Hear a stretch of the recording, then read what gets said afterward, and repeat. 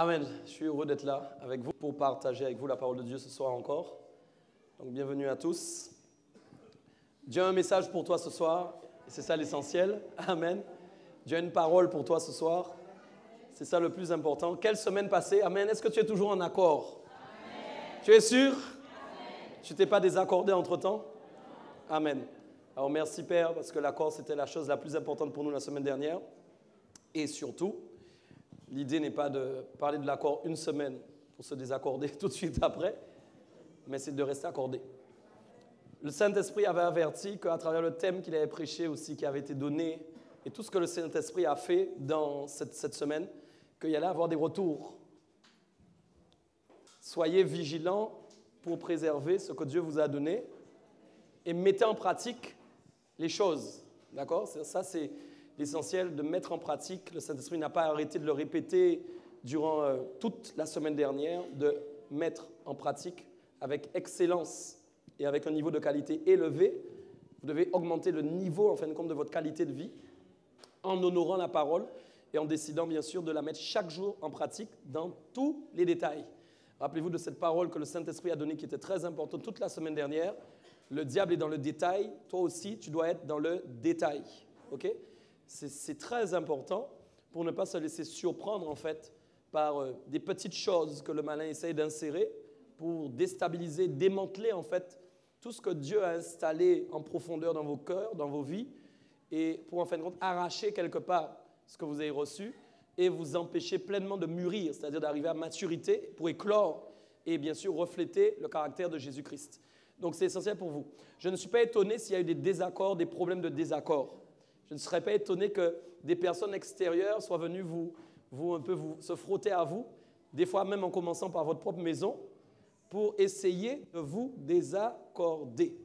Vous devez garder en tête que vous devez avoir le positionnement de Christ et non le positionnement que l'ennemi essaie de vous faire avoir. C'est-à-dire ne pas commettre l'erreur de réagir à la façon dont, en fin de compte, le diable veut que vous réagissiez, mais que vous réagissiez comme Jésus. Il y a un verset très essentiel dans la Bible qui dit « Est-ce que vous avez déjà souffert jusqu'au sang ?» Et qui, en fin de compte, est une question ouverte pour dire « Est-ce que vous êtes déjà allé à la croix pour subir ce que Jésus a subi ?»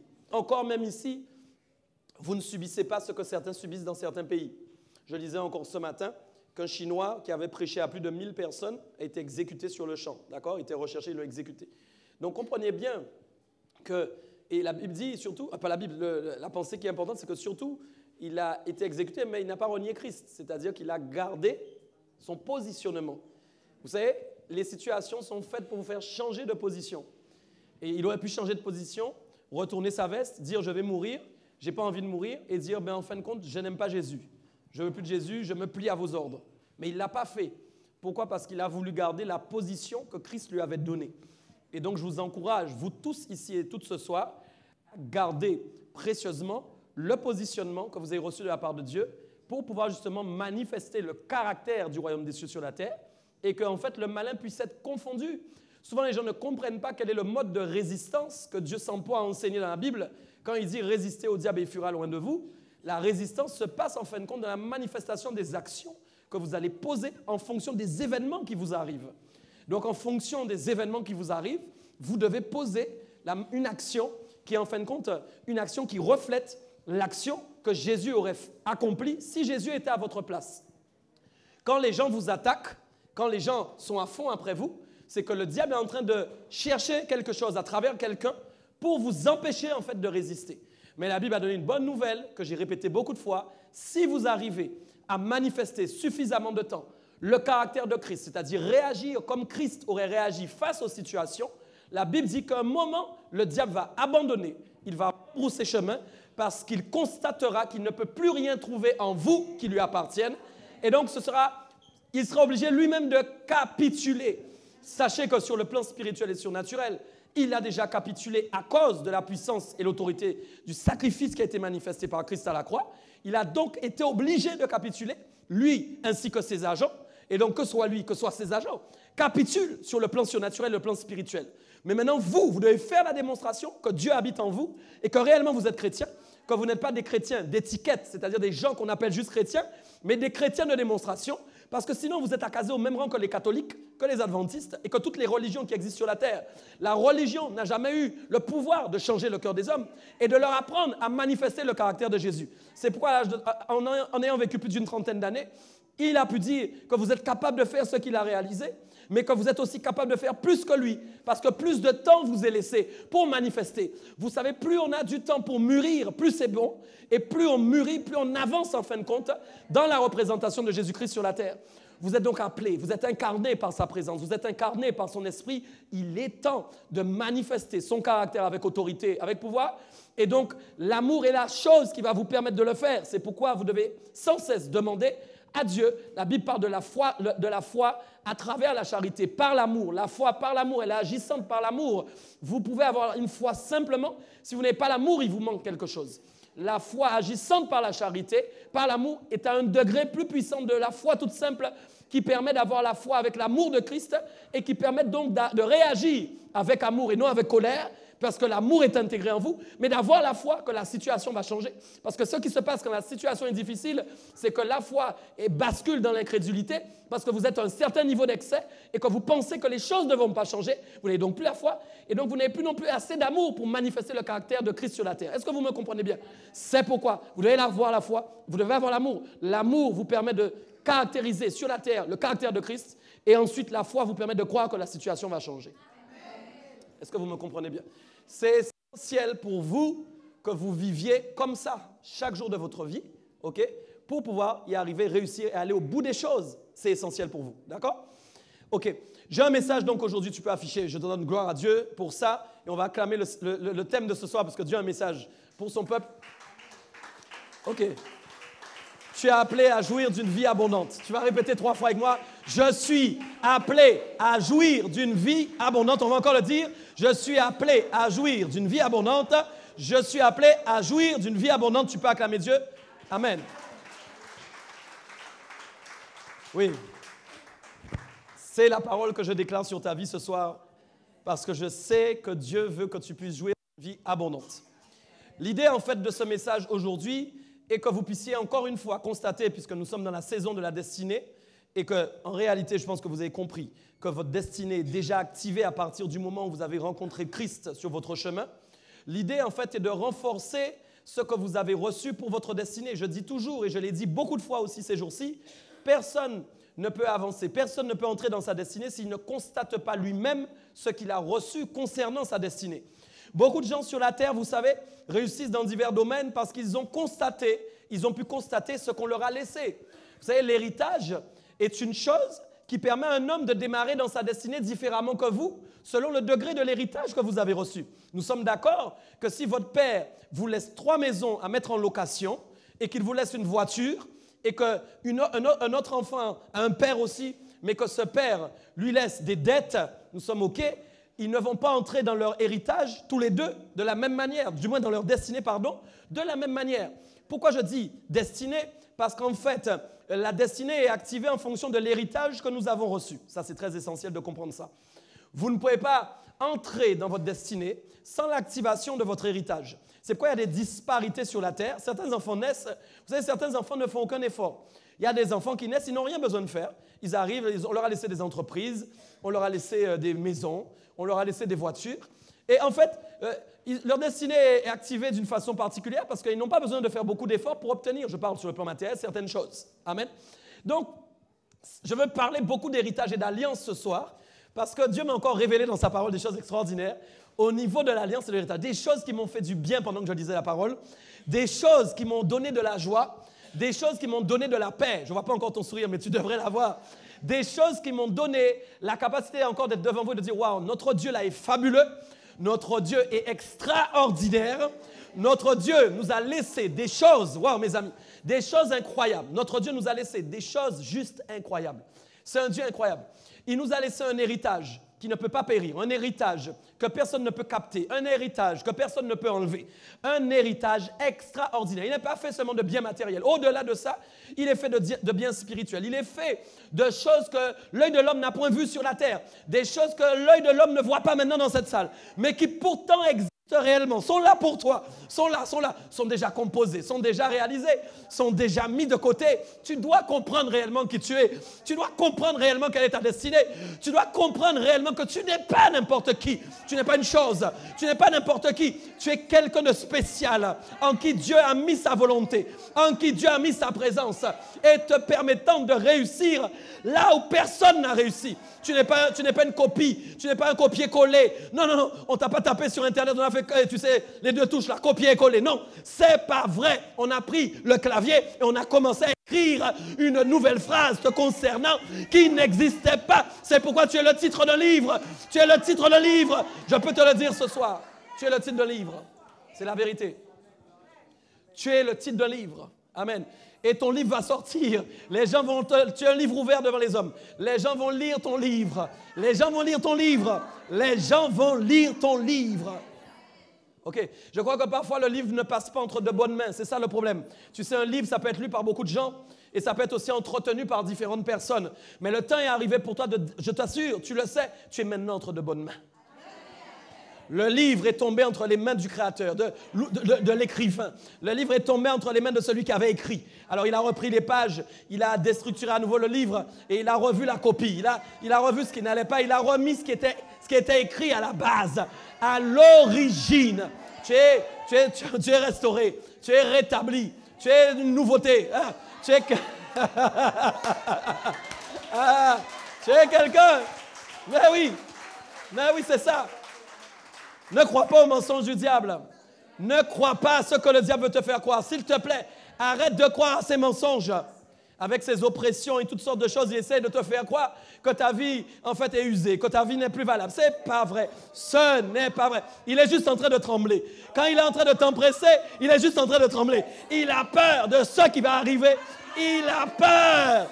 Le diable a peur de toi. Le diable a peur de vous. Je t'assure, tu dois le croire, tu dois être conscient de ça. Le diable a peur de vous. Oui, mes amis, c'est une réalité. OK? Donc, soyez conscients de toutes ces choses pour vous établir sur la terre. Amen. Vous savez, Galates, chapitre 4, verset 22, nous a dit, il est écrit qu'Abraham a eu 2 fils. Et j'ai parlé de ça la semaine dernière, je voulais embrayer sur ça. Et Abraham a eu 2 fils.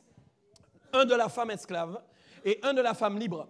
Et ça, c'est important. Ça va être le socle de mon message, que vous puissiez comprendre réellement à quoi vous êtes destiné, pourquoi vous êtes destiné, pourquoi vous avez un héritage que d'autres personnes n'ont pas encore reçu.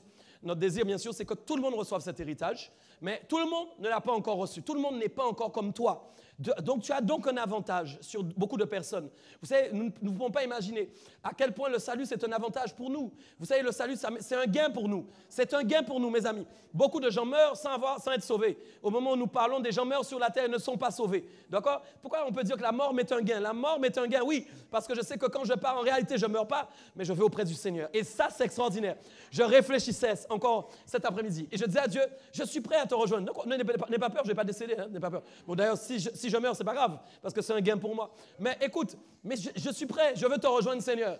Je suis prêt à aller t'adorer. J'ai envie d'adorer seulement le Seigneur. Est-ce que vous me comprenez bien? Les gens ont peur de dire ça, ils ont peur de mourir après. Ils rentrent chez eux. Après, ils rentrent chez eux. Pourquoi je dis ça? Je brise la parole, je brise. Je ne vais pas mourir maintenant. Hey. Le Seigneur ne s'accorde pas à vos mots à ce moment-là en fonction, parce que Dieu voulait être avec lui. Il comprend que c'est de la relation. C'est la relation que vous avez envie de créer avec lui. Mais Dieu s'emploiera à ce que vous alliez au bout de votre destinée en fonction du schéma qu'il a établi avant que vous veniez sur la terre. Ce n'est pas donc parce que vous dites, oui, Seigneur, je veux te rejoindre, que vous devez avoir peur. Non, je n'ai pas peur de le dire. Je veux être avec toi, Jésus. Je veux te rejoindre, Seigneur. Je veux t'adorer. Je veux découvrir la nouvelle Jérusalem pour savoir qu'est-ce qui va se passer dans cette nouvelle Jérusalem. Comment ça va se passer? Qu'est-ce qui m'est destiné? Quelle est la qualité des récompenses aussi que je veux obtenir? Qu'est-ce que j'ai fait en fonction des œuvres que j'ai réalisées sur la terre? La Bible dit, mes œuvres vont me suivre. J'ai un traîneau. Vous savez, le Père Noël n'existe pas, mais par contre, la nouvelle Jérusalem existe. Et il y a un traîneau doré avec tes œuvres qui vont te suivre. Et il y aura une récompense qui va t'attendre en fonction de ce que tu auras fait pour le Seigneur.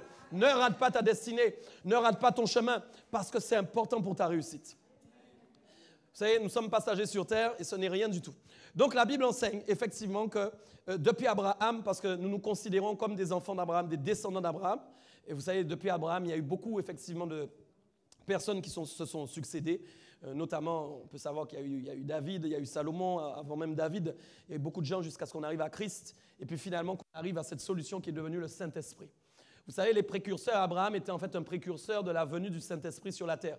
Il ne savait même pas à l'époque que quand il avait eu la foi en Dieu et qu'il avait décidé d'obéir, permettant à Dieu de prononcer des paroles sur lui, liées forcément bien sûr à sa destinée, donc automatiquement à notre destinée. Vous imaginez, nous ne savions même pas encore que nous allions être greffés à cette promesse. C'est quand même incroyable.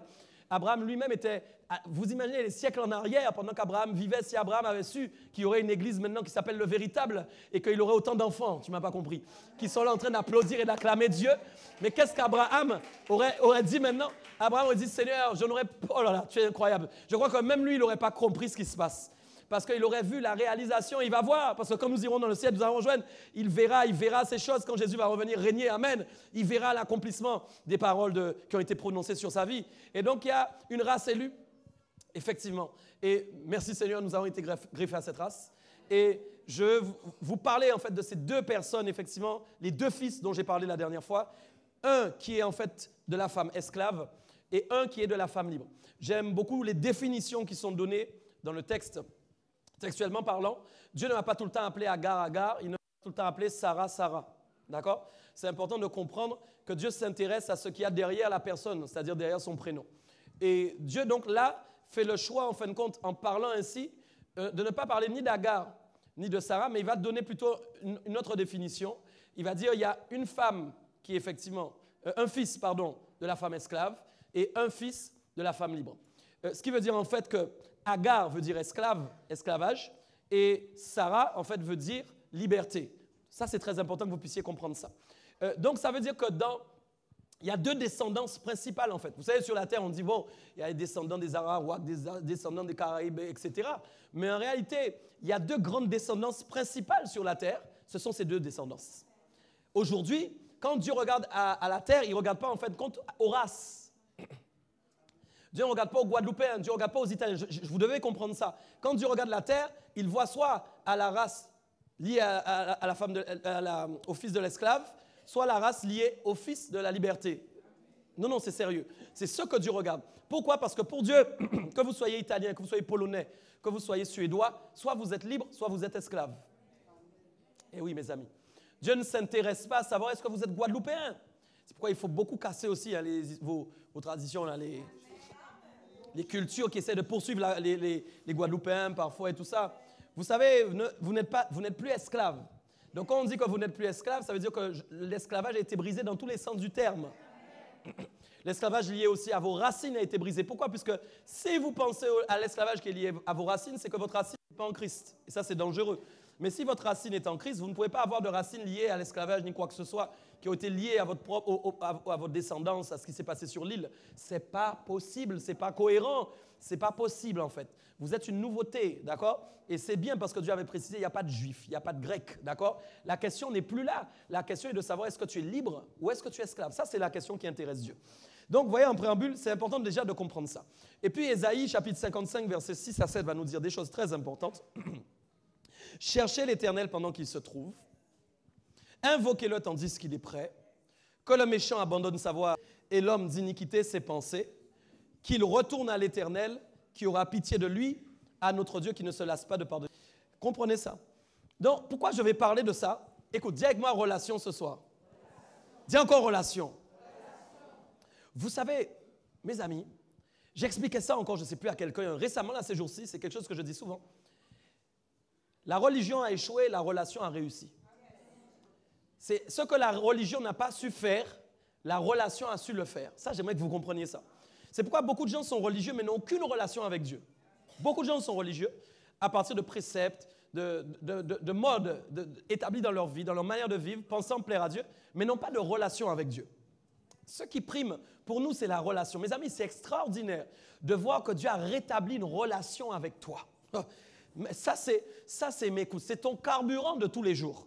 Quand tu sais que Dieu a rétabli sa relation avec toi, tu n'as pas besoin de plus. C'est-à-dire que Dieu a rendu possible le fait que tu partages des choses intimes avec lui. Et ça, c'est extraordinaire. Donc, pourquoi je parle de relation et non de religion ce soir? Parce que la religion, je vais expliquer des choses importantes. La religion concerne les préceptes. La religion concerne en fin de compte la loi. La religion concerne en fin de compte des modes qu'on emploie pour plaire à Dieu. Or, la relation est en rapport avec la volonté de Dieu. Ce n'est pas la même chose. Je veux donc parler de ces deux choses ce soir, que vous puissiez comprendre pourquoi, en fin de compte, il faut absolument vous rapprocher de Dieu. Pourquoi écoutez, vous ne pouvez pas être des chrétiens renouvelés et ne pas avoir de relation avec Dieu. C'est pas possible. J'ai pas peur de dire ça parce que souvent on croit que quand on va dans les églises charismatiques ou les églises de feu, ouais, tout le monde a une relation avec Dieu. C'est pas vrai du tout. C'est pas vrai. Je vous assure, ça ne veut rien dire. La relation, en fin de compte, il n'y a que Dieu qui sait si tu l'as réellement avec lui.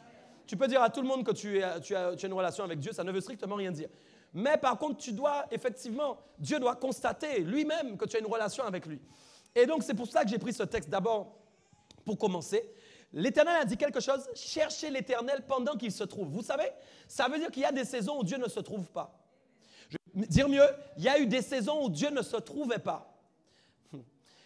Quand vous parcourez l'Ancien Testament, vous verrez que vous parlez d'un Dieu qui ne se trouvait pas, à part par certains hommes.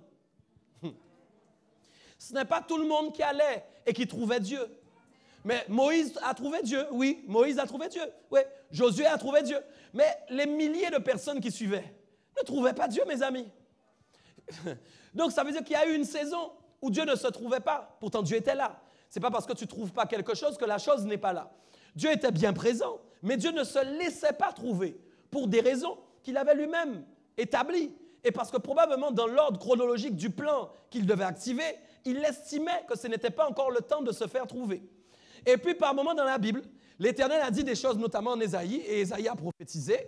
Cherchez l'Éternel pendant qu'il se trouve, invoquez-le tandis qu'il est prêt. Donc il va parler de deux choses, regardez bien. Il va dire de chercher Dieu pendant que vous pouvez encore le trouver. Et puis il va dire une deuxième chose, il va demander de l'invoquer comment? Pendant encore qu'il est prêt. C'est-à-dire, il parle d'un côté du fait de pouvoir le trouver, c'est en relation avec la recherche.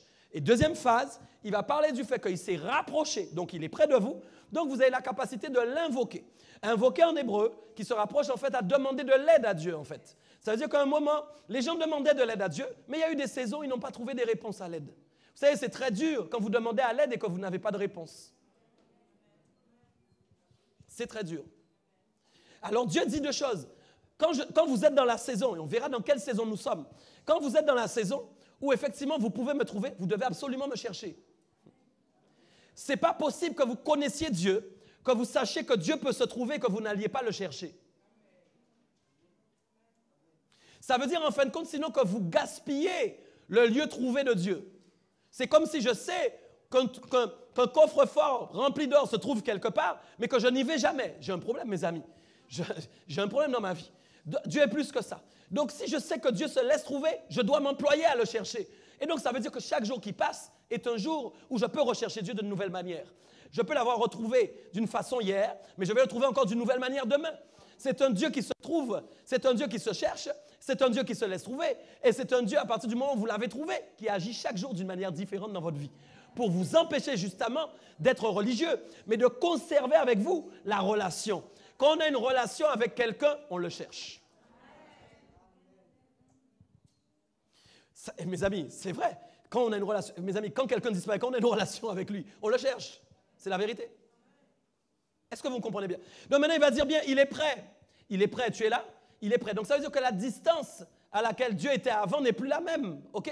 Et donc ça veut dire que tu as la capacité d'invoquer, c'est-à-dire de lui demander de l'aide et qu'il va répondre. OK? Est-ce que vous me comprenez bien? Ça, c'est important. Regardons la suite. Il va dire quelque chose maintenant. Il va dire en fait finalement que tout le monde ne peut pas chercher Dieu correctement. Tout le monde finalement ne peut pas invoquer Dieu. Pourquoi? Il va dire que le méchant abandonne sa voie et l'homme d'iniquité ses pensées. Deux choses. Il va parler de voie, il va parler d'iniquité. Tu es là? Voie 1, iniquité 2. Donc il dit bien, si quelqu'un est méchant, il doit effectivement, que le méchant abandonne sa voie, l'homme d'iniquité ses pensées, et qu'il fasse quoi? Qu'il retourne à l'Éternel qui aura comment?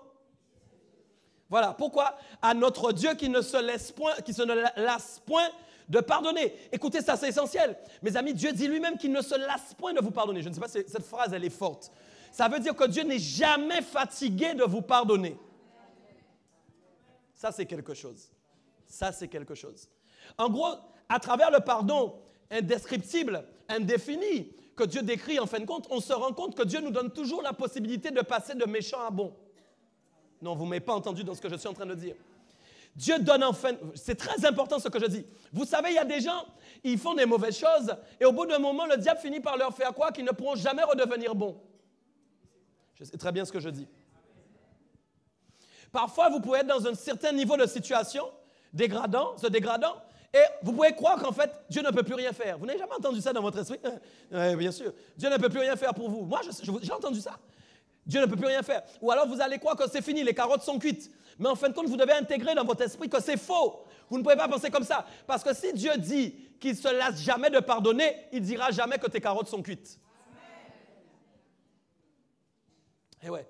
Donc, si Dieu ne se lasse jamais de me pardonner, en gros, il me donne toujours la faculté de passer de méchant à bon. C'est ça qui est extraordinaire. Si Dieu me pardonne, je peux changer de voie. Si Dieu me pardonne, je peux changer de pensée. Tu es là ou pas? Si Dieu me pardonne, je peux changer de route. Si Dieu me pardonne, je peux modifier mon schéma de pensée. C'est ça qui est important. Et vous devez comprendre dans quelle dispensation vous êtes, parce que tout est lié à une administration. Quand on parle de dispensation, on parle d'administration, c'est-à-dire que Dieu a lui-même instauré sur le plan administratif un schéma, un concept qui était dans le ciel administrativement et qu'il a légué sur la terre pour qu'en fin de compte, administrativement mais spirituellement, vous puissiez savoir dans quelle dispensation vous êtes. Mes amis, vous n'êtes plus dans la dispensation où Dieu est loin, mais vous êtes dans la dispensation où Dieu est près de vous. Ça, c'est très important que vous saisissiez ça et que vous croyez en cette parole. Ce n'est pas tout, donc je vais arriver. J'avais noté la saison donc, où Dieu se laisse trouver, nous devons profiter pour le chercher, c'est ça. La saison où Dieu est près de nous, nous devons donc l'invoquer, c'est très important, rappeler son nom et lui dire que nous lui faisons confiance. Amen. Donc, beaucoup de gens, des fois, vous savez, vous pouvez vous tromper de voie. Ce qui est important, c'est de retourner à l'Éternel. C'est ce que la Bible dit, retournez à l'Éternel. Arrêtez de continuer dans le mur, prenez position, tournez-vous et retournez vers l'Éternel, ok? Le Seigneur ne s'éloignera pas de vous à cause justement de la dispensation qui est établie aujourd'hui pour vous, ok? Il y a quelque chose d'autre qui est précieux, puisque j'ai parlé tout à l'heure, rappelez-vous, de voix et de pensée. Vous vous rappelez? Voix, chemin et pensée. Ésaïe 55, versets 8 à 9, je vais beaucoup parcourir la Bible aujourd'hui parce que c'est un enseignement, c'est important. Il dit quoi? Car mes pensées ne sont pas vos... Et vos... Voilà, c'est ça. Mes pensées ne sont pas vos pensées, mes voix ne sont pas vos voix. Ça, tout le monde connaît ça. D'ailleurs, les gens disent ça. La pensée de Dieu n'est pas ma pensée, etc. La voix de Dieu n'est pas ma voix, etc. Oui, mais allons plus loin maintenant dans ce que Dieu dit. Regardez ça plus loin, il dit quoi? Voilà. Autant les cieux sont comment? Sont élevés au-dessus de la terre, autant mes voix sont élevées au-dessus de vos... Et mes pensées au-dessus de vos...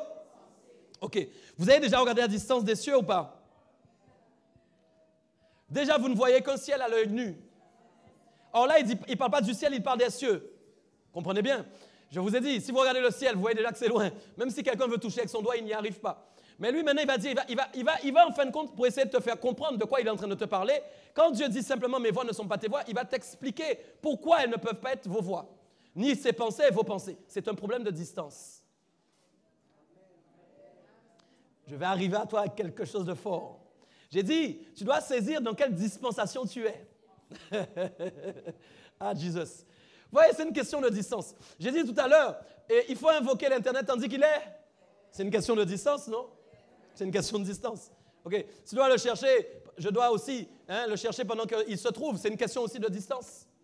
Donc Dieu dit bien, regardez bien, c'était prophétisé à l'époque, parce que ce n'est pas un écrit qui est arrivé dans le Nouveau Testament. Vous devez comprendre dans quelle dispensation vous êtes. Ésaïe a prophétisé à son époque. Ésaïe disait quoi? En fait, quand il prophétise à ce moment-là, au moment sur l'instant, Dieu lui fait prophétiser pour faire comprendre à l'homme à qui il parle. Écoutez bien ce que je dis. Voilà, vous voulez avoir les pensées de Dieu, mais vous ne pouvez pas. Vous voulez marcher dans les voies de Dieu, vous ne pouvez pas. Pourquoi? À cause de la distance. Parce que les cieux, comment c'est écrit, autant les cieux sont élevés au-dessus de la terre, autant ces voix sont élevées au-dessus de vos voix. Ça veut dire qu'en termes de distance, en termes de kilomètres, les voix de Dieu sont à un niveau où vous ne pouvez pas normalement les atteindre. Eh oui. Et encore, il dira, mes pensées sont encore au-dessus de vos pensées. De la même manière. Donc même quand quelqu'un dit, je veux avoir la pensée de Dieu, il ne sait pas en fait de quoi il parle. Le gars est fou. Il veut avoir la pensée de Dieu, mais il est en train de demander à Dieu quelque chose qui n'est pas à sa portée à la main, ni à la portée, en fin de compte, de Ariane 5, ni à la portée des satellites qui sont là. Tu ne m'as pas entendu. Ni à la portée... Ah, tu ne m'as pas entendu. Même pas à la portée même des anges déchus, parce que les anges déchus, ils n'entrent pas dans le royaume maintenant de Jésus, ils sont dehors. Ah, tu ne m'as pas entendu. Même les anges déchus ne peuvent pas aller récupérer ce dont je suis en train de te parler. Tu ne m'as pas compris. Ah, c'est pourquoi je te dis tu es spécial, parce que tu as quelque chose que même les anges déchus n'ont pas. Tu as reçu quelque chose que... mes amis, les anges, nous avons été faits de peu inférieurs à Dieu. Nous avons été faits à l'image de Dieu. Les anges n'ont pas été faits de peu inférieurs à Dieu, ni à l'image de Dieu. Mes amis, les anges sont au service de Dieu. Ils sont encore à ton service. Si toi-même, ils trouvent en toi l'incarnation de Dieu en toi. Aïe, aïe, aïe. Ils sont obligés même de te servir parce que comme ils servent le maître, ils vont te servir aussi s'ils voient Dieu en toi, dans ta vie. Donc comprenez, j'ai envie de rire aujourd'hui, je ne sais pas. Mais il y a une joie en fait qui est là. Parce que le Seigneur va te mobiliser. Aïe, aïe, aïe. Jésus, c'est bon de savoir qui nous sommes. Donc comprenez, c'est ça en fait le plus essentiel. Donc nous parlons de distance. Et nous disons donc par rapport aux distances, effectivement, donc il y a un problème. Donc même si l'homme voulait aller chercher les pensées de Dieu, on dirait la navette spatiale qui pourrait l'emmener n'existe pas encore. Et elle n'existera jamais en fait. D'accord? Donc s'il voulait aller consulter Dieu, il ne pouvait pas. Bon ça, rappelez-vous, j'ai dit prophétiquement parlant, Isaïe a parlé de ça au peuple qui était en face de lui. Mais qu'en est-il dans la dispensation dans laquelle nous sommes entrés? Et c'est là que nous allons arriver. Donc, regardez bien. Il y a une chose en fait qui rétablit et qui change les choses en fin de compte, qui agit sur le plan de la dispensation, mes amis, c'est l'alliance. Dis avec moi alliance. Alliance. Et c'est là en fin de compte où tout change. Pourquoi? Parce qu'en fin de compte, sans alliance, il n'y a pas d'héritage. Sans alliance, il n'y a pas d'enfantement. Sans alliance, mes amis, vous ne produisez rien. Et c'est l'alliance, en fait, qui vient définir, en fait, ce que réellement vous pouvez recevoir. Donc, vous devez comprendre par rapport à ce qu'on est en train de dire. L'alliance, les célibataires, ou même les anciens célibataires, ceux qui se sont mariés, vous savez, on dit aux chrétiens, et heureusement, on leur dit, surtout, vous ne devez pas fricoter avant le mariage. Avant le mariage, on se préserve. Et qu'est-ce qui se passe? Eh bien, on met de la distance. Tu as vu quel mot qui revient encore? Distance. Ce qui se passe, c'est qu'avant le mariage, on est obligé de mettre de la distance. Et c'est souvent ce que les gens ne comprennent pas. Souvent, quand je reçois dans mon bureau, je dis, ne vous mettez jamais dans une même pièce seule et encore moins dans le noir. Nous? Les gens te répondent toujours la même chose. Nous, on tient. Ah ouais, pasteur, nous, on aime trop le Seigneur. On craint Dieu. On craint tellement Dieu qu'on peut être dans le noir, sans se voir, sans problème. Tellement on craint Dieu. Moi, je crois que dans le noir, il n'y a plus de crainte. Je suis convaincu de ça. C'est la lumière qui met la crainte. Regardez bien, ce que je dis n'est pas faux. Donc, la distance est très importante. Donc, il faut qu'ils gardent une distance. Pourquoi? Parce qu'ils n'ont pas encore quoi? On va voir si tu me suis. Pourquoi? Parce qu'ils n'ont pas quoi? Parce qu'ils n'ont pas encore l'alliance. Qu'est-ce qui va leur permettre en termes de distance de se rapprocher? C'est l'alliance. Pourquoi? Parce que derrière l'alliance se cache en fait une réglementation, mais aussi une dispensation. C'est pourquoi j'ai parlé de dispensation, j'ai beaucoup parlé de dispensation aujourd'hui. C'est-à-dire que derrière l'alliance, il y a une dispensation. C'est-à-dire que Dieu va dispenser des choses à des personnes qui n'ont pas encore l'alliance et il va dispenser d'autres choses pour ceux qui ont l'alliance. Et donc, qu'est-ce qui se passe? Quand les personnes gardent la distance, ils gardent une distance. Pourquoi? Parce que l'alliance, ils n'ont pas encore l'alliance, ils ne peuvent pas se rapprocher. Parce que s'ils se rapprochent, qu'est-ce qui va se passer? Ils vont en fin de compte probablement chuter et en fait faire quelque chose auquel Dieu ne leur a pas encore donné un accès légal. Est-ce que vous me comprenez? C'est ça le problème. Ce n'est pas tant que Dieu ne veuille pas, en fait, que les gens ne fassent pas. Dieu sait qu'ils s'aiment, etc. Mais Dieu a mis les choses en place comme ça. Il a estimé qu'il faut faire alliance pour pouvoir consommer. D'accord? Donc ça, c'est important de le comprendre. C'est un message aussi en aparté, en parallèle. Et donc, comprenez bien que l'image, en fait, du mariage se cache dans tout ce que Dieu fait. Pourquoi je parle de relation ce soir? Et c'est pourquoi nous nous appelons époux-épouse. Parce que pourquoi? Parce qu'il y a une histoire d'alliance, en fait, avec Christ. Et en fait, elle poursuit la Bible depuis le début. Vous devez comprendre ça. Et donc, les siècles, les années se sont succédées et Dieu a dispensé différentes choses en fonction de l'alliance que l'homme avait reçue avec lui. Et donc, qu'est-ce qui s'est passé? À l'époque, et c'est important de comprendre ça, l'alliance qui avait été dispensée à l'époque, finalement, n'était pas une alliance qui permettait aux hommes facilement de trouver Dieu et de l'invoquer comme ça. Est-ce que vous comprenez bien? L'accès n'était pas le même au niveau de l'alliance qui avait été faite. L'alliance mosaïque, ce n'était pas du tout la même que celle que vous avez aujourd'hui. Et c'est ça qui est fabuleux, que je vais vous expliquer encore maintenant. On voit quelque chose. Donc, regardez bien. Galates 4, versets 23 à 26 nous dit « Mais celui de l'esclave naquit selon la chair. » D'accord? Je reviens sur notre histoire de Sarah et de Hagar. Et Galates 4, versets 23 à 26 nous dit « Mais celui, c'est-à-dire le fils de l'esclave, naquit, c'est-à-dire est né selon la chair, et celui de la femme libre, c'est-à-dire Sarah, est né selon en vertu de quoi? Voilà. En vertu de la promesse. Ça veut dire que nous avions effectivement deux enfants qui sont nés, qui ont été envoyés par Dieu, mais ils ne sont pas nés avec, en fin de compte, le même héritage. Il y en a un d'un côté, la Bible dit qu'il est né selon la chair, et un autre qui est né selon la vertu des promesses. J'aimerais vous dire quelque chose. La Bible dit qu'il y a lutte entre la chair et l'esprit. D'accord? Donc ça veut dire que derrière le mot promesse se cache quoi? Esprit. C'est très important que vous saisissiez ça. Pourquoi? Parce que quand en fait on dit que Sarah est tombée enceinte d'Isaac, vous savez que Sarah en réalité n'a pas eu une grossesse normale. Trouvez-moi des femmes à son âge, aujourd'hui, qui tombent enceintes et qui accouchent sans problème. Pourquoi je dis, elle n'a pas eu une grossesse normale, elle a eu une grossesse miraculeuse. Et donc, qui a été opérée effectivement en fonction de la promesse, mais qui est donc opérée surtout en fonction de ce que l'Esprit voulait faire. Parce que derrière la promesse de Dieu se cache toujours l'Esprit de Dieu. C'est pourquoi la Bible dit que là où il y a l'Esprit de Dieu quelque part, il y a la liberté. Vous devez comprendre ça. Quand il y a l'Esprit de Dieu quelque part, il ne peut pas y avoir d'esclavage, en quoi que ce soit. Je veux que vous compreniez ça ce soir. Ce qui veut dire qu'il y avait deux alliances. Je vais continuer que vous puissiez comprendre. Mais la suite, regardez bien ce qui est écrit. Regardez, ces choses sont allégoriques. Allégorique qui veut dire que ce sont des images. Et en fait, ces femmes sont quoi? Vous pouvez me dire? Que je sache que tu es là. Ce sont quoi? OK, voilà que les choses vont changer. Maintenant, Paul va expliquer quelque chose d'important. Il va dire aux Galates, regardez, non seulement il y a un fils qui est né selon la chair, il y a un autre qui est né selon les promesses. Mais en réalité, ce sont deux alliances totalement différentes. OK, donc en fait, il dit quoi? En fait, c'était une image. Quand Dieu voyait Agar, il voyait une alliance. Quand Dieu voyait Sarah, il voyait aussi une alliance. Comprenez-moi bien. Mais si ce sont deux alliances différentes, ça veut dire qu'il y a deux dispensations différentes à travers ces deux alliances. Vous ne pouvez pas avoir la même chose en fonction de l'une ou de l'autre à laquelle vous participez. Comprenez-moi bien, c'est important. Et c'est pourquoi il a dit donc, ces femmes sont deux alliances. L'une du mont Sinaï, c'est important, là où Moïse avait été chercher la table des commandements, rappelez-vous. Et donc, qu'est-ce qui s'est passé? Les hommes étaient esclaves et non libres. Les hommes étaient... Écoutez, quand la loi mosaïque est arrivée, ça n'a pas rendu les hommes libres. C'est pas vrai. Ça les a simplement rendus esclaves de la loi de Dieu. Ah, tu m'as pas entendu. Donc, regardez, deux alliances. Une était en fin de compte sur le mont Sinaï, enfantant pour la servitude. Ça veut dire que chaque fois qu'elle accouche, tu es là ou pas? Chaque fois qu'elle accouche, elle accouche des esclaves. Elle ne peut pas accoucher des enfants libres, tu ne m'as pas entendu. Chaque fois qu'elle accouche en fait des esclaves. Mais de quoi? À travers l'héritage en fait qu'ils reçoivent déjà au départ. L'héritage qui est lié en fin de compte à l'esclavage des préceptes. Comprends-moi bien, comprends-moi bien. Je vais continuer. Donc elle enfante pour la servitude, c'est Agar, continue. Car Agar, c'est quoi? C'est le mont Sinaï, il va la définir en Arabie. Et elle correspond à la Jérusalem actuelle qui est dans la servitude avec ses enfants. Comprenez? C'est-à-dire que jusqu'à aujourd'hui, est-ce que tu es là? Jusqu'à maintenant, la Jérusalem, en fin de compte, qui est captive, est en fin de compte dans l'alliance d'Agar toujours. Ceux qui maintenant reçoivent Jésus-Christ sortent de l'alliance d'Agar et entrent dans l'alliance de Sarah. Est-ce que tu me comprends bien? C'est ça que vous devez comprendre. C'est pourquoi vous pouvez être descendant d'Abraham mais ne pas être dans l'alliance.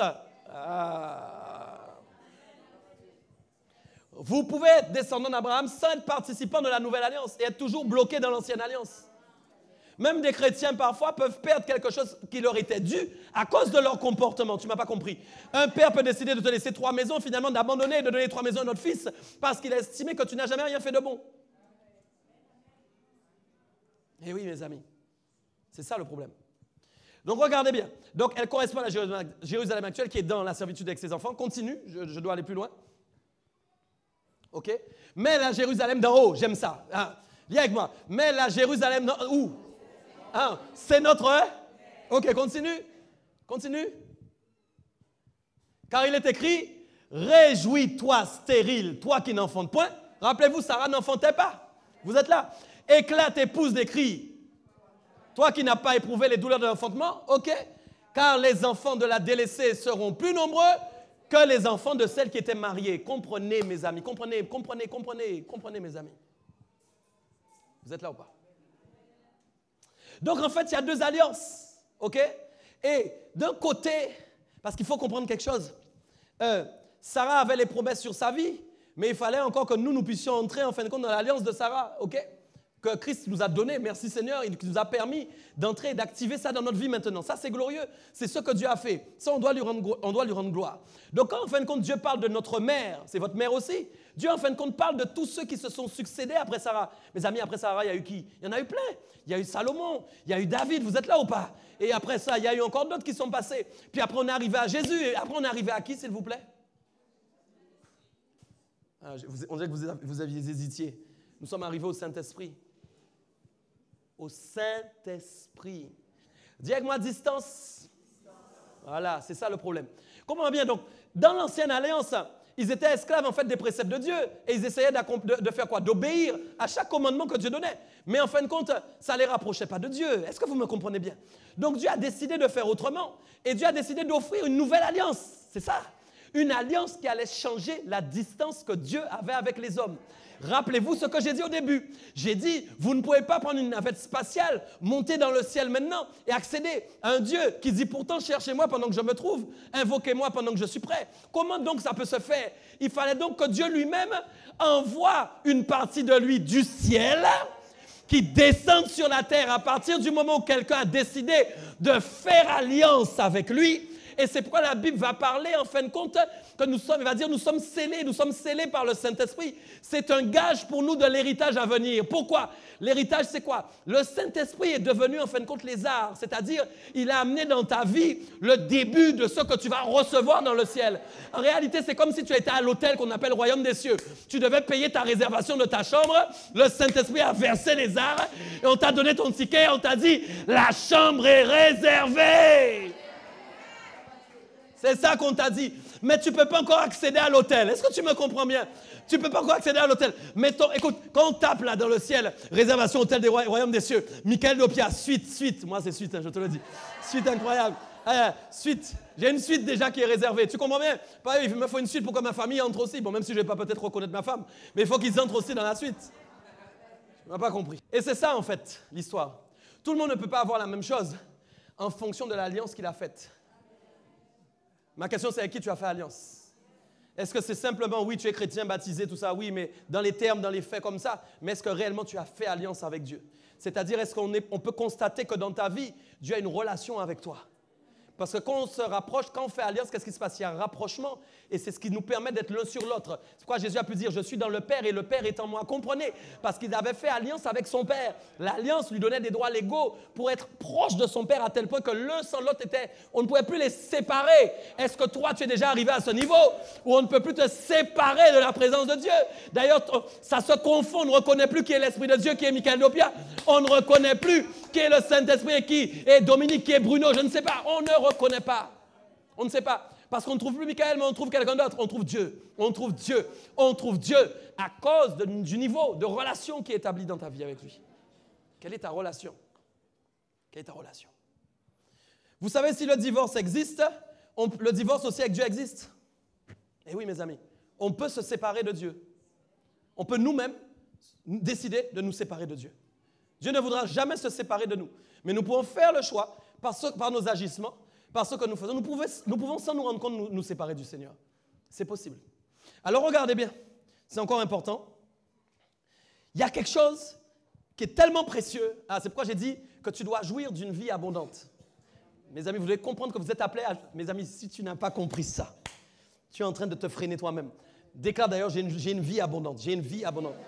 Vous savez, quand on parle de vie abondante, on ne parle pas d'argent. Les gens pensent tout de suite c'est argent. Tout ça, ça fait partie. Mais une vie abondante, c'est plus que ça. Il y a des gens qui ont de l'argent qui sont malheureux. Ce n'est pas pour autant qu'ils ont une vie abondante. On peut avoir de l'abondance dans certains domaines et pas dans d'autres. Il faut être très équilibré, mes amis, dans ce que nous disons et dans ce que nous faisons. C'est très important. Donc, vous voyez, la vie abondante dont Dieu parle, elle commence déjà par la sélection de l'héritage qui a été en fait obtenu pour ta vie. Ça, c'est tellement fort. Vous voyez ça? Quand maintenant vous êtes dans l'alliance avec Dieu, l'héritage qui vous est promis est fabuleux. Il est extraordinaire. Et je vais en parler encore aujourd'hui. Donc, et Dieu me disait une chose importante. Quand vous vous mariez avec Agar, vous ne pouvez pas jouir d'une vie abondante. Sinon, il faut qu'Agar se transforme en Sarah. Et ça, c'est important. Le Saint-Esprit me disait ça. Vous ne pouvez pas jouir d'une vie abondante si vous vous mettez sous des jougs étrangers, mes amis. Vous n'avez pas entendu. Les célibataires, les gens sont pressés. Maintenant, il y a un problème avec les mariages. C'est du n'importe quoi. Mais je vous assure, je constate ça. Pourquoi, mes amis, vous mieux être seul que d'être sous un joug? Écoutez ce que je vous dis. Pourquoi? Parce que qu'est-ce qui se passe? Il faut pas, vous êtes vous en alliance avec Dieu, mais vous devez faire une alliance avec quelqu'un qui a fait alliance avec Dieu. Le problème, c'est que si vous êtes dans l'alliance de Sarah, mais que vous mariez quelqu'un qui est dans l'alliance d'Agar, ça va donner quoi?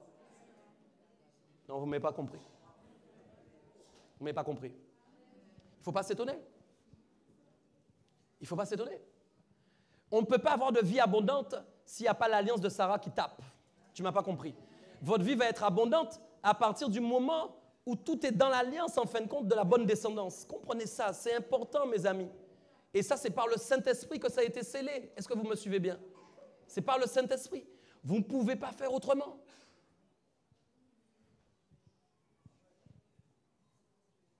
Vous m'entendez ou pas? Faites attention avec qui vous faites alliance. C'est très important. Une alliance, vous savez qu'elle peut se faire que par des mots. Vous pouvez fréquenter des gens avec qui vous faites alliance et qui vont détruire votre destinée. Non, c'est sérieux, mes amis. Vous savez qu'une alliance, ça se fait par des mots. C'est sérieux. Avant, les gens faisaient des pactes et puis ils se coupaient, vous savez, ils faisaient des pactes de sang, là. C'est très dangereux, ça. C'est sérieux, une alliance, c'est quelque chose de fort. Je veux que vous compreniez ça. Donc, ça veut dire que si toi, tu as fait alliance avec Dieu, ce n'est pas n'importe qui peut entrer dans ton alliance. Il faut que la personne qui entre dans ton alliance aussi ait fait aussi alliance avec Dieu.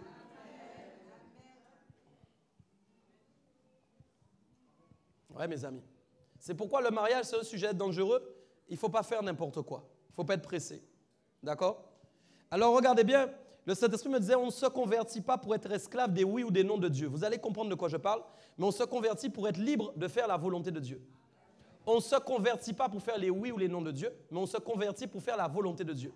Pourquoi je vais expliquer ça? Parce que c'est toute la différence, en fin de compte, entre s'employer et être dans l'alliance de la liberté ou s'employer et être dans une alliance d'esclavage. Le problème qu'il y a, c'est que beaucoup de gens croient aujourd'hui, ils se convertissent, nous avons des problèmes de conversion. C'est pourquoi j'ai dit on ne peut pas se convertir pour les oui et les non de Dieu. Dieu ne vous appelle pas à être esclave de ses oui ou de ses non. C'est-à-dire, je ne dois pas faire ci, je ne dois pas faire ça, je ne dois pas faire ci. Ce n'est pas ça la conversion, mes amis. La conversion, alors tu ne m'as pas entendu. Beaucoup de gens croient qu'ils sont dans la relation parce qu'ils disent, je ne fais pas ça, Dieu n'aime pas. Je ne fais pas ça, Dieu n'aime pas. Ce n'est pas ça la relation, c'est pas ça la relation. La vraie conversion, c'est ce qui vous amène à avoir une relation pour faire la volonté de Dieu. C'est pourquoi beaucoup de gens ont des préceptes et pensent qu'ils sont proches de Dieu parce qu'ils ont beaucoup de préceptes dans leur vie. Ah bon, ils vont commencer à dire, je ne bois pas d'alcool. Ah oui, c'est fabuleux. Wow, c'est extraordinaire, mais tu sais que ça ne te rapproche pas de Dieu, ça ne t'éloigne pas non plus, mais ça ne te rapproche pas. Désolé de te l'annoncer. Ah, les gens seront choqués, laisse tomber. Ils ne vont pas comprendre ce que je dis. Ouais. Et puis tu as des gens, parce qu'ils ne boivent pas d'alcool, ils se vantent de ça et ils pensent en fin de compte qu'ils sont plus proches de Dieu que toi, parce qu'ils ne boivent pas d'alcool. Tu comprends? Toi, tu as bu un verre de vin, tu es sacrilège. Ah, bien entendu. Mais pendant ce temps, tu es esclavage de préceptes. Moi, je ne suis pas esclave de préceptes. Je suis esclave de la volonté de Dieu. C'est-à-dire, je suis capable de marcher et de savoir quand je dois aller à droite, je dois aller à droite. Quand je dois aller à gauche, je dois aller à gauche. Quand je dois aller tout droit, je dois aller tout droit. C'est ça que je cherche. La relation avec Dieu et non les préceptes. Beaucoup de gens ont établi, en fin de compte, leur relation sur des préceptes et en fait, ils ne se rendent pas compte qu'ils sont toujours sur le mont Sinaï. Le mont Sinaï, c'était les préceptes. Ah! Quelle est ta montagne ce soir? Quelle est ta montagne? Personnellement, je ne suis pas avec Moïse sur le mont Sinaï. Ouh! Moi, je suis dans la Jérusalem d'en haut.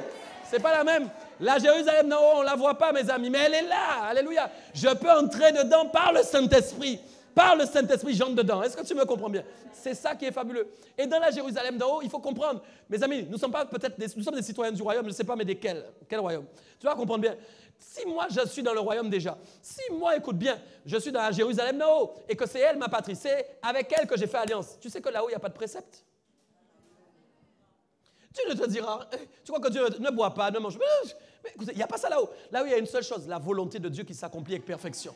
C'est que ça qui se passe. Il n'y a que la volonté de Dieu qui s'accomplit avec perfection. Vous savez que dans le royaume des cieux, c'est toutes tes relations. Vous savez que tout est relation. Aïe, aïe, aïe, aïe, aïe. Toutes tes relations là-haut. C'est que de la relation, mes amis. C'est la relation de quoi? D'adorateur avec son Dieu. D'adorateur avec son Dieu. D'adorateur avec son Dieu. C'est pourquoi beaucoup de gens ne deviennent pas des vrais adorateurs en esprit, en vérité. Pourquoi? Parce qu'ils sont trop dans les préceptes. Quand tu viens avec ton adoration, avec tous tes préceptes, tu ne vas pas entrer dans la présence de Dieu. Dieu est un Dieu relationnel, mes amis. Relationnel. Peut arriver, je viens dans ta présence, oui, je ne bois pas. Tous les jours, je me couche à 8 heures, oui. Je ne bois pas ci, oui. Je ne mange pas ça, oui. Je suis toujours chez moi, oui. C'est bien. Mais ce n'est pas ça qui va te faire entrer dans l'adoration. Ce n'est pas ça. Ce n'est pas ça que Dieu agrée. Où en es-tu de ta relation avec Dieu, ta relation intime avec Dieu? C'est pourquoi beaucoup de gens ne comprennent pas aussi quand on leur dit qu'il ne faut pas abuser de la liberté. Mais c'est abuser. Pourquoi que Dieu dira, effectivement, Paul même a dit, tout m'est permis, mais tout n'est pas utile. Pourquoi? Parce qu'en fait, quand nous sommes... Mes amis, vous devez comprendre que vous êtes libres. Vous ne pouvez plus être esclave de rudiments ou de choses préétablies par des hommes. Ce n'est pas possible. Dieu ne vous a pas restauré pour ça. Dieu vous a restauré pour être libre. Mes amis, tu es libre de courir. Mais je t'assure, comme tu es libre aussi de t'arrêter. C'est ça que les gens ne comprennent pas. Tu es libre d'aller à Paris comme de ne pas y aller. Tu es libre d'aller aux États-Unis comme de ne pas y aller. Tu es libre de prendre un avion mais finalement d'annuler. Tu ne m'as pas compris. Tu es libre. Et quand les gens maintenant sont dans les préceptes, ils vont être beaucoup en fin de compte sur des préceptes même humains. Et vont commencer à avoir ce qu'on appelle des instructions qui vont faire ressortir. Quand le gars a payé le billet d'avion, mais il est avec Dieu, hein, mais il a payé son billet d'avion. Mais dans ces préceptes, on ne peut pas annuler. Quand tu as appris, tu ne peux pas annuler. Ce n'est pas possible. Parce que le gars est dans les préceptes, mais il n'est pas dans l'inspiration. Il n'est pas dans l'inspiration. L'inspiration balaye tes préceptes au nom de Jésus. L'inspiration balaye tes préceptes. Beaucoup de gens ne vivent pas la liberté avec le Saint-Esprit. C'est oui, c'est dangereux. Ah oui, c'est pas. Ah oui, c'est là. Mais laisse le Seigneur te conduire un peu. Laisse le Seigneur te conduire. Dieu ne veut pas ta mort quand même. Dieu ne veut pas que tu périsses. Dieu veut ta réussite. Laisse-le te conduire. Arrête de mettre tes pions, tes préceptes, toutes tes affaires dans ses propres affaires. OK? C'est pourquoi j'aime beaucoup Colossiens 2, verset 23, qui dit que si jamais vous êtes mort au rudiment du monde, c'est ça. Si vous êtes mort avec Christ au rudiment du monde, pourquoi, comme si vous viviez dans le monde, vous impose-t-on des préceptes? Ne mange pas, ne bois pas. Allô. Ne mange pas ci, et ne mange pas ça, et ne mange pas ci, et ne mange pas ça, ne mange pas ci, et ne mange pas... Mais c'est quoi ça? C'est quoi ça? C'est quoi ce Dieu-là? C'est quoi ça? Quel Dieu tu sers, toi? On n'a pas le même. On n'a pas le même. Il ira plus loin, il dit, mais alors vous êtes soi-disant en Christ, mort au rudiment du monde. Alors pourquoi vous voulez vous imposer les préceptes du monde? Et les gars sont sur le mont Sinaï avec Moïse. Oh, la table des commandements, là. Ne fais pas ci, ne fais pas ça, ne fais pas ça. Je suis avec Jésus, je ne suis pas dans le monde, hein, mais tu es dans le monde. Tu agis comme le monde. Non? Où est ta foi? Quand tu pries, tout est béni. Quand tu pries, tout est sanctifié. C'est ça la liberté. Je suis libre. Écoute, ils peuvent dire toutes leurs bêtises, leurs âneries. Je suis libre de manger ce que je veux et de boire ce que je veux. Sinon quoi? Je me dis libre dans l'esprit, mais je meurs esclave des choses du monde, tout en disant que je ne vis pas dans le monde. Il y a un gros problème là-dedans. C'est quand même paradoxal. Tu ne vis pas dans le monde, mais je te vois faire tout ce que le monde te dit de faire. Mais c'est quand même bizarre. T'es bizarre, toi, non? C'est bizarre. C'est bizarre, ça. Soyez libres, les gars. Soyez libres. Les gens ont peur des fois d'être libres parce qu'ils pensent que la liberté, ça allait faire des bêtises. Mais non, mes amis, mais on peut être libre sans faire de bêtises. Pourquoi tout de suite, quand on pense liberté, c'est n'importe quoi? Pourquoi tout de suite liberté? Ah, mais je sais pas, je vais me retrouver tout nu dans la rue, je sais pas. Je vais être libre, je suis libre. Mais non, mais parce que le monde a réussi à vous faire croire que la liberté, c'est quelque chose de mauvais. Alors que dans le Seigneur, c'est quelque chose de bon. C'est ça le problème. Et c'est là où vous voyez la puissance du monde sur votre esprit. Vous ne voyez même pas ça. Vous n'êtes même pas conscient de ça. Mais la puissance du monde agit dans votre vie tous les jours. Vous êtes là. Vous ne vous rendez pas compte. Vous agissez comme ça. Mes amis, moi, je ne suis pas là-dedans. Et que ce soit ton partage aussi au nom de Jésus. En plus, ça va changer tes factures. Je te fais économiser plus d'offrandes, plus de dîmes. Parfait. Regarde.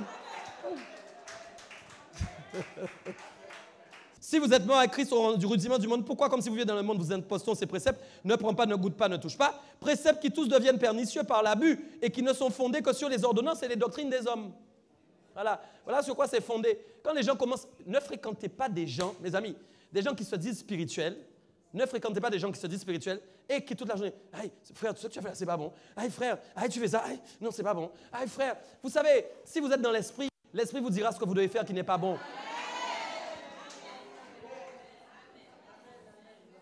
Mais voilà comment un gars dans l'église peut être esclave de notre frère. Le gars, maintenant, après, pour tout ce qu'il fait, il doit appeler le frère. Tu penses que c'est bien? Mais c'est un esclavage. Vous ne vous rendez pas compte? Vous êtes esclave d'un frère qui n'est pas Dieu. C'est ça le problème. Et regardez donc, voilà, et donc des fondements pernicieux de l'abus. C'est-à-dire, on est en train d'abuser de vous, en fait. On est en train d'abuser de votre bonne foi. Voilà, c'est fondé sur des ordonnances, des doctrines des hommes, des doctrines charnelles. Ils ont, à la vérité, une apparence de sagesse. C'est ça le plus souvent. C'est qu'on a l'impression que quand les gens disent « Oh, tu sais, je ne fais pas ça. Oh, tu sais, ça, c'est pas bien. Le Seigneur n'aime pas du tout, tu sais. Oh là là là. Moi, il y a longtemps que je ne fais plus ça, voyons. » Ils ont l'apparence, en fait, de la sagesse. Et vous écoutez ça. Quoi que c'est sage, wow, il a une sagesse que je n'ai jamais vue. Il a une sagesse que même le pasteur n'a pas ça. Quand je l'entends parler, wow, c'est incroyable. Voilà. Ils ont à l'apparence une apparence de sagesse en ce qui indique un culte volontaire de l'humilité. C'est-à-dire, ils sont capables de eux-mêmes faire des cultes qui vous font croire qu'ils sont humbles. Quand ils sont humbles, il y a même des pasteurs comme ça. Aïe, aïe, mon Dieu, qui ne regarde pas Internet maintenant. Il y a des pasteurs comme ça. Il y a des pasteurs comme ça. Ils veulent faire croire qu'ils sont humbles. Vous n'avez jamais vu ça? Mais je vous assure. Et ils font des choses et les gens voient. Et pourquoi? Parce que les faibles dans la foi ne sont pas capables de discerner en fait que c'est de la fausse humilité et que c'est une fausse sagesse. Autant la vraie sagesse existe, mais autant la fausse sagesse existe. Autant la vraie humilité existe, mais autant la fausse humilité existe. Vous ne devez pas rechercher dans l'alliance dans laquelle vous êtes les choses qui sont en apparence, mais vous cherchez les choses réalistes, la vérité, véritable. Donc voilà. Et en fait, ils ont un mépris du corps, mais ils sont sans aucun mérite et contribuent à la satisfaction de la chair. Et c'est ça la définition la plus importante. Parce qu'en fait, quand vous entrez dans ce système-là, il y a une seule chose qui est satisfaite, ce n'est pas Dieu, c'est votre chair. Et c'est ça qui est problématique. Vous ne plaisez pas du tout à Dieu, mais votre chair est satisfaite. Pourquoi? Parce que votre chair vous dit, regarde, tu fais bien. Vous n'avez pas compris. Mais oui, tu fais bien. La chair constate, ah ouais, mon gars, avant tu te rends pas compte, tu ne faisais pas ça maintenant. Regarde, tu sais. Et pendant ce temps, Dieu le regarde et dit, mais lui, il est malade. Hein? Comprenez, c'est sérieux ce que je vous dis. Pendant que vous voyez que vous êtes proche de Dieu, vous êtes loin de Dieu. Alors que vous êtes dans la dispensation, on peut se rapprocher de Dieu. Mais Dieu est loin toujours. Toi, tu ne montes jamais dans le vaisseau pendant que nous montons à 4. Là où toi, tu atterres toujours, tu atterres avec tes préceptes. Ne prends pas, ne mange pas, ne prends pas. Les gars sont là-haut déjà en adoration. Tu n'as pas compris ce que je suis en train de te dire. Parce qu'ils ne sont pas dans les préceptes, ils sont dans la relation avec Dieu. Ils sont dans la relation. Vous devez apprécier la relation. Mes amis, si moi j'ai découvert, la plus belle chose que j'ai découvert quand Jésus est venu dans ma vie, c'était la relation. Je n'ai jamais rien vu d'autre. Ce Dieu-là est incroyable. Mais quel que soit ce que je fais, il est là, il est constamment là. Je me dis, mais même quand je pense que je ne vaux rien, il est encore me dire, tu es extraordinaire, tu es fabuleux. Je t'assure, parce que je suis dans la relation avec lui. Il est toujours en train de me relever, il est toujours en train de me reprendre. Mais tu ne m'as pas compris. Il est là. Il suffit que je commence à prier. Il est là. C'est un Dieu de relation. C'est un Dieu de relation. Comprenez bien tout ça? Et encore, regardez, donc maintenant les bienfaits, c'est pourquoi j'ai dit, tu es appelé à jouir d'une vie abondante. Ta destinée, c'est d'être dans l'abondance. L'abondance. Beaucoup de gens encore sont freinés parce que quand ils obtiennent des choses de Dieu, ils pensent c'est bien. Vous savez, ils disent, waouh, Dieu m'a déjà donné ça quand même. Alors c'est vrai que le contentement, c'est magnifique. Le contentement, c'est biblique aussi. C'est bien d'apprendre à se contenter. Mais toi, tu as envie de te contenter toute ta vie, toi. Là, toi, tu es plus homme que tout le monde. Et toi, ta vie, c'est le contentement. Moi, je me contente tout le temps. Seulement moi, je n'ai pas l'intention de me contenter de ce que j'ai. Tu n'as pas compris. Ça ne veut pas dire que mon cœur ne se contente pas de ce que j'ai aujourd'hui. Il y a une différence. Vous devez comprendre l'inspiration. Ah, mon Dieu, comprenez le cœur de Dieu. Je peux me contenter de ce que j'ai aujourd'hui. Mais dans mon cœur, je n'ai pas envie de rester à me contenter que de ça. Parce que Dieu a dit que je dois jouir d'une vie abondante. Donc, comme je dois jouir d'une vie abondante, ça veut dire que dans l'abondance, il y a plusieurs abondances. Tu es là ou pas? Je dois donc, la grâce de Dieu abonde en ma faveur dans différents domaines de ma vie. Pas dans un seul. Est-ce que, mes amis, c'est sérieux? Regardez ça. Éphésiens 1, verset 3. Béni soit Dieu, le Père de notre Seigneur Jésus-Christ, qui nous a bénis par toutes sortes de bénédictions spirituelles dans les lieux célestes en Christ. Voilà, c'est la vérité. Écoute, le Dieu que tu sais t'a béni de toutes sortes de bénédictions. Aïe, aïe, aïe, aïe. Toutes sortes, dis-moi, toutes sortes de bénédictions spirituelles qui sont où? Dans les lieux célestes. Donc en gros, quand le Saint-Esprit vient dans ta vie et que tu commences à prier, que tu es dans sa présence, tu montes dans le ciel, tu fais quoi? Tu vas chercher des bénédictions spirituelles que Dieu a prévues pour toi. Elles sont déjà à disposition. C'est comme si tu as un monoprix. Tu comprends bien? Et Dieu remplit ton chariot. Donc tu ne peux pas ne pas avoir de l'abondance. Tu dois jouir de toutes ces choses parce que Dieu les a réservées pour toi. Vous ne pouvez pas vous contenter. C'est pas possible. Toi, tu veux te contenter de petites choses que tu as reçues. Mais non. Pourquoi vous voulez vous contenter? Mais Dieu veut plus, mes amis. Dieu veut vous donner plus. Les gars, ils sont là, ils sont sages, les sages, ils sont assis. Nous nous contentons de ce que Dieu nous donne. Et pendant ce temps, Dieu a la main ouverte avec des bénédictions. Il dit, regarde, il ne prend rien parce qu'il se contente. Hey, apprends à te contenter de ce que tu as sur le plan matériel. D'accord, c'est bien. C'est une bonne chose. Mais écoute bien, toutes sortes de bénédictions spirituelles. Quand il y a toutes sortes, ça veut dire que toi-même, tu n'as même pas encore estimé les bénédictions spirituelles que Dieu a préparées pour toi. Parce que dans toutes sortes, il y en a que tu ne connais pas encore. C'est sûr. Alors chaque jour, tu expérimentes des choses avec Dieu, mais tu n'as pas encore tout expérimenté. C'est impossible. D'accord? Donc, il y a de l'abondance qui est prévue pour vous. Beaucoup. D'accord? Et donc, vous ne pouvez pas comprendre ce que vous avez reçu si vous ne percevez pas la qualité de l'alliance à travers laquelle la promesse a été scellée en vous. Vous ne pouvez pas comprendre ça. Il n'y a que quand tu commences à comprendre. Tu es là où pas dit, j'espère que tu comprends ce soir. Il n'y a que quand quelqu'un commence à comprendre d'où il vient, ce qu'il a reçu, qu'il commence à prendre conscience. Tu m'entends bien? Ouais, là, ok, c'est vraiment ce que j'ai. C'est pour moi, c'est pour moi. Quand vous commencez à saisir les choses vont commencer à bouger. Parce que vous allez commencer à parler autrement. Vous allez commencer à exprimer les choses d'une manière différente. Quelqu'un qui sait ce qu'il a n'exprime pas le même langage que quelqu'un qui ne sait pas ce qu'il a, mes amis. Quand quelqu'un sait ce qu'il a, il le dit. Pourquoi ne croyez pas aussi les fausses humilités? Il ne faut pas dire c'est de l'orgueil. C'est faux. Dieu aime se glorifier dans ce type de gloire. Tu ne m'as pas compris.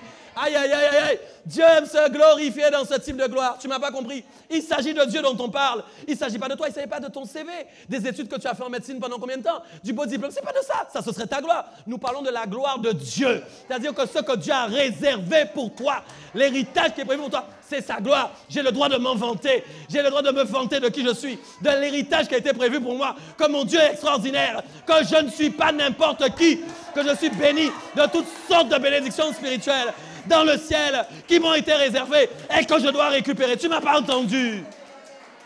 Oui, je peux m'en vanter. Je peux m'en vanter, j'ai le droit. Je ne suis pas orgueilleux. Je suis en train de donner gloire à Dieu. C'est important. Éphésiens 1, 4 à 6.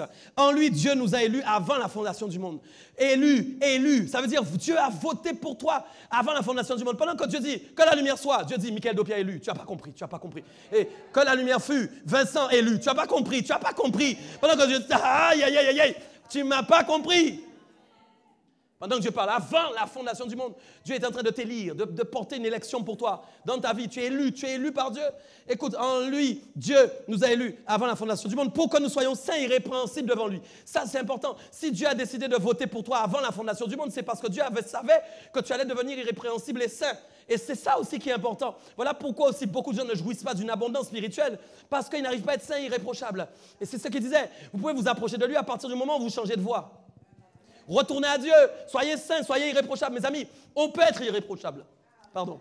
On peut être irréprochable, c'est possible. On peut être irréprochable. Arrêtez de croire que ce n'est pas possible, sinon vous n'allez jamais vous motiver. On peut être irréprochable. On peut faire les choses bien. Pourquoi on ferait les choses mal? Pourquoi? On peut les faire bien, mes amis. Oui, avec le Dieu que nous servons, nous pouvons faire les choses bien. Ça ne veut pas dire que tu ne feras pas une erreur, tu ne te tromperas pas, c'est pas grave. Mais Dieu va changer l'erreur. Vous savez, je pensais à ça encore en réfléchissant au message. Je disais, la plus grande humilité qu'on puisse voir dans la vie d'un homme, c'est quelqu'un qui est capable de revenir sur ses erreurs. C'est la plus grande humilité qu'on peut voir. Quand à partir du moment où tu n'es pas capable de faire ça, tu préfères faire du compromis et ne pas montrer que tu as fait une erreur. Tu n'es ni homme ni soumis. C'est sérieux. Donc, il nous avait prédestinés dans son amour à être ses enfants d'adoption par Jésus, selon le bon plaisir de sa volonté. Moi, j'aime ce genre de phrase. Tu vois, c'est le genre de phrase que j'aime. Dieu est là en train de prendre plaisir. Le bon plaisir de sa volonté. Quand Dieu regarde sa volonté, il prend plaisir. C'est un gâteau pour lui. Tu ne m'as pas entendu. Sa propre volonté est un gâteau. Le meilleur gâteau que tu puisses manger, il n'y a pas ça. Sa propre volonté. Quand il regarde le gâteau, il dit, voilà ma volonté qui est devant moi. Et je prends plaisir par amour pour vous, à vous sceller en Jésus-Christ. C'est ce qu'il a dit. Il a dit à être des enfants d'adoption. Pourquoi je peux déclarer que dans cette salle, il n'y a pas d'orphelin? Il n'y a pas d'orphelin. Il a dit que nous allons chanter Père. C'était ça. Il voulait le dire. Il vous a adopté. Vous n'êtes pas orphelin. Vous n'êtes pas orphelin? Dieu vous a adopté.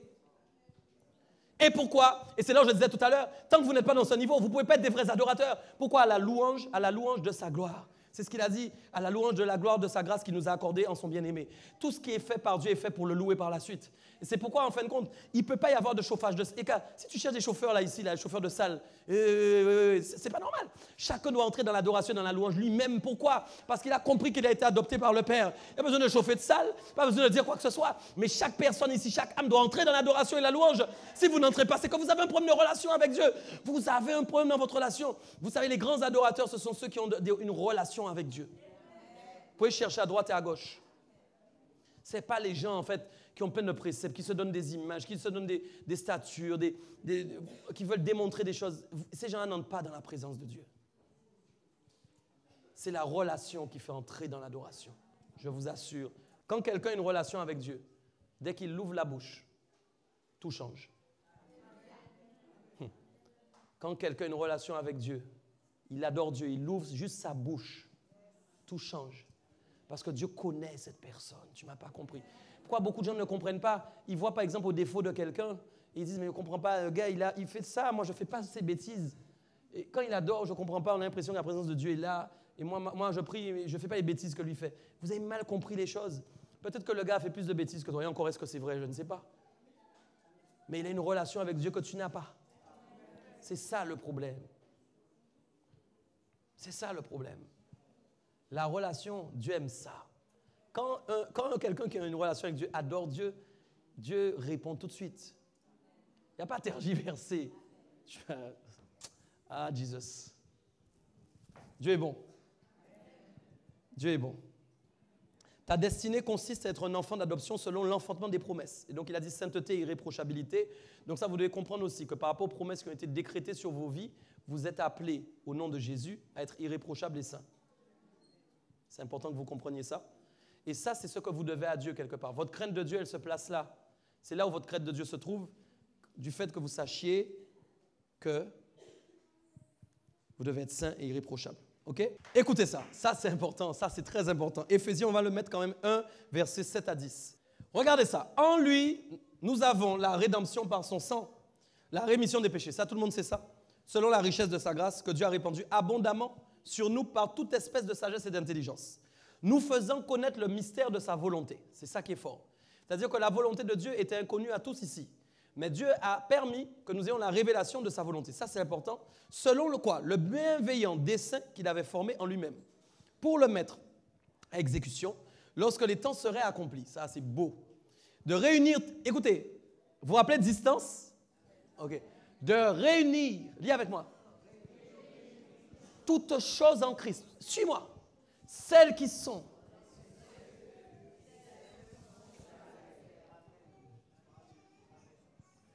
Dieu lui-même avait décidé, alors que Jésus n'est pas encore revenu, mais Dieu lui-même avait décidé de rassembler ce qui est dans les cieux avec ce qui est sur la terre.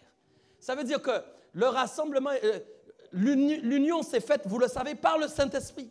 Et il y a quelque chose qui est fort. Il dit en fin de compte, le mystère de sa volonté était enfoui en lui-même. C'est-à-dire que c'est comme si Dieu avait un mystère en lui qui était enfoui mais qu'on ne pouvait pas encore voir. Comprenez, comprenez. Je peux être là avec quelque chose caché dans mes poches que vous ne voyez pas. Il faut que je sorte la chose pour que vous puissiez la voir. Donc Dieu dit qu'en lui-même, il y avait un mystère qui était caché, que personne ne pouvait voir. Et regardez ça, et il l'a fait ressortir pour le manifester sur nous par le moyen de la réunion des choses qui sont sur la terre avec celles qui sont dans le ciel. Ça, mes amis, c'est fort.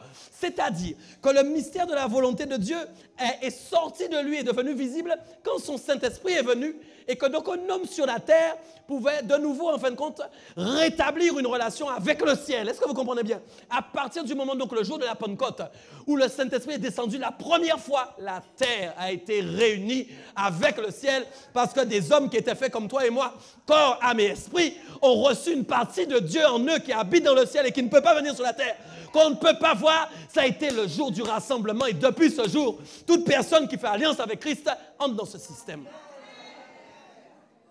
Et c'est ça qui est fort.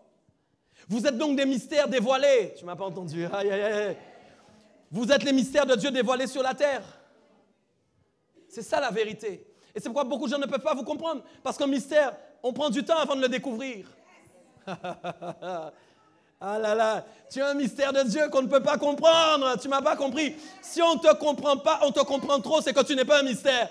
Si on te comprend trop, c'est que tu n'es pas un mystère.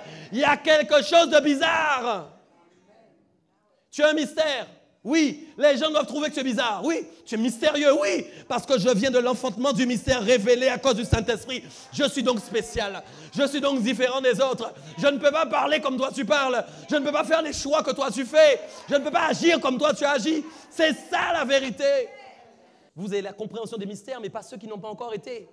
Vous venez, C'est pourquoi vos agissements doivent être bizarres. Oui, c'est la vérité. Oui, c'est vrai. Mais oui, parce que pourquoi? Parce qu'en fait, on appelle le mal bien et le bien mal. Donc, si vous êtes l'inverse, tu n'as pas compris. Donc, ce qui est bizarre pour toi est bien pour toi. Non, ce qui est bizarre pour le monde est normal pour toi. Mais oui, c'est ça. Et les gens veulent rester bizarre. Vous me comprenez? Vous n'êtes pas comme tout le monde. Vous n'êtes pas comme tout le monde. Donc c'est la saison maintenant de l'alliance, c'est la, j'ai dit, la dispensation où Dieu se laisse trouver, il est près de vous. Éphésiens 1, 11 à 12 dit, en lui nous sommes devenus héritiers, ayant été prédestinés suivant la résolution de celui qui opère toutes choses d'après le conseil de sa volonté. Dieu a vu son conseil, il a pris le conseil de sa propre volonté pour décider, en fin de compte, que vous deveniez des héritiers. Pourquoi? Pour le louer, d'accord? Évidemment, ça c'est fort. Donc vous êtes héritiers à la louange, ça c'est important aussi. Pourquoi tous ici, à partir du moment où vous êtes héritiers, vous devez louer le Seigneur? C'est très, très important, d'accord? Je vais essayer d'accélérer un peu. Et donc non, Dieu ne se trompe pas à ton sujet. Il sait très bien qu'il a misé sur toi. C'est sur toi qu'il a misé. Et c'est toi qui l'attends pour venir l'adorer. C'est toi, c'est toi, c'est toi, c'est toi, c'est toi, c'est toi. D'accord? C'est toi l'héritier, c'est toi. Ok? Dieu ne s'est pas trompé. Dieu ne s'est pas trompé. D'accord? Regardez ça bien. Éphésiens 1, 13 à 14 nous dit, en lui, vous aussi, après avoir entendu la parole de la vérité, l'évangile de votre salut, en lui, vous avez cru et vous avez été scellés du Saint-Esprit qui avait été promis. En gros, on vous a enfermé par le Saint-Esprit, lequel est quoi? Un gage, c'est ce que je vous ai dit, la réservation, vous vous rappelez? De votre héritage, pour la rédemption de ceux qui s'est acquis à la louange de sa gloire. Donc, en fin de compte, vous avez été scellés par le Saint-Esprit, c'est ce que j'ai dit. Le Saint-Esprit est un gage. Vous savez, c'est quoi un gage? Un gage, en fait, ce sont des arts, c'est une réservation. C'est pourquoi je vous ai dit, j'ai fait cette petite blague en vous disant, le royaume des cieux est un hôtel, c'est vrai, où le Saint-Esprit a payé pour vous la réservation. C'est-à-dire que vous n'avez pas encore tout reçu de ce que vous allez recevoir. Mais comprenez, c'est pourquoi beaucoup de gens ne comprennent pas le verset. Je l'ai noté, c'est tellement important, beaucoup de gens ne saisissent pas ce verset. Il est important, en fin de compte, que si quelqu'un, effectivement, n'a pas le Saint-Esprit, il ne lui appartient pas, en Romains. Beaucoup de gens, quand ils disent ce verset, ils ne comprennent pas, même ils sont un peu frustrés. Ils se disent, ouais, surtout s'ils pensent qu'ils n'ont pas le Saint-Esprit, ils disent, ils ne sont pas Dieu. Vous devez comprendre, tu es avec moi ou pas? Tu es là? Tu es là? Dis-moi 3 fois, amen, que je sois sûr. Amen, amen, amen. Comprenez ce que je dis. Mais oui, mes amis, on ne peut pas être héritier de quelque chose si on n'a pas reçu cette chose. Qui sort dehors maintenant et dit, j'ai hérité d'une maison, et quand il va faire visiter la maison, il me montre un jardin plat? Il va dire, mais c'est un malade, lui. Vous dites, vous avez une maison, et quand vous allez emmener les gens en visite, vous leur montrez un jardin. Ils vont dire, mais il n'a pas hérité. Donc c'est ça le problème. C'est que vous ne pouvez pas dire que vous êtes héritier si vous n'avez pas le gage de l'héritage. Je vais aller plus loin. Un gage, c'est un testament. Un gage, c'est une réservation. Donc en gros, quand Dieu a écrit le testament, tu es là, Jésus a écrit son testament, ok, il a écrit, et il a dit en fait, ce qui permet en fait l'acte notarié, ce qui permet de dire que telle personne est héritier, c'est le Saint-Esprit. C'est le Saint-Esprit qui fait le contrat de réservation. C'est pourquoi on parle des arts de l'esprit, parce qu'en fait, ce n'est pas la quantité de tout ce que tu peux recevoir de Dieu, mais c'est que le Saint-Esprit n'est qu'une partie de Dieu qui vient vivre en toi et qui prouve en fait que tu es scellé pour Dieu et que tu es bien héritier. Ce n'est pas pour te déstabiliser que je dis ça si tu penses que tu n'as pas le Saint-Esprit, mais c'est pour te faire comprendre que tu dois demander à Dieu d'habiter dans ta vie. C'est pourquoi Dieu dira que, écoutez, si quelqu'un n'a pas l'Esprit de Dieu, il ne lui appartient pas. Mais oui, parce qu'on est héritier à partir du moment où on appartient à Dieu. Vous ne pouvez pas dire que vous êtes... Écoutez, si je dis maintenant je m'appelle Michael Francis, personne ne va me croire. Mais c'est la vérité, non? Parce que sur ma carte d'identité, c'est écrit Michael Dopia. J'ai été scellé par ce nom, vous comprenez ou pas? Et oui, donc c'est ce nom qui est mon gage pour l'héritage. Comprenez bien, à cause de son nom, j'ai le gage de l'héritage. Tu m'as pas... Mais c'est vrai. Mais si j'ai plus son nom, j'ai plus le gage, j'ai plus la réservation. Vous me suivez ou pas? Dieu fonctionne de la même manière. Le gage, c'est le Saint-Esprit. Et oui, et c'est ce qui va aussi assurer que vous appartenez bien à Dieu. Bon, je vais m'arrêter là, on va acclamer le Seigneur. Je suis obligé. Si j'entre là-dedans, là, on est là encore pour... Ah. On va se lever, on va acclamer le Seigneur. J'espère que tu as été béni.